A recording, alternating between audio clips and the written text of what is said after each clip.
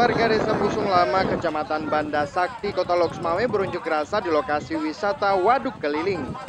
Warga mengaku selama ini Waduk Keliling kerap dijadikan tempat maksiat.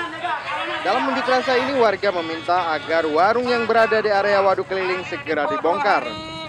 Warga mengancam akan membongkar paksa waduk ini bila tidak segera dibongkar oleh pemilik warung. Warga juga mendatangi sejumlah warung untuk mengingatkan pengelola agar tidak membuka warung pada malam hari. Sebelumnya, Muspika setempat telah mengeluarkan surat edaran terkait larangan minuman keras, narkoba, halwat, dan karaoke di area Waduk Keliling. Untuk mengundang kalau memang yang sudah kita gariskan untuk melanggar daripada kita kanun yang kali kita pegang dengan hukum, itu tetap kita tidak toleransi. Tidak ada toleransi bagi kita. Dari Kota Loksmawe, Avandi melaporkan untuk Aceh Video.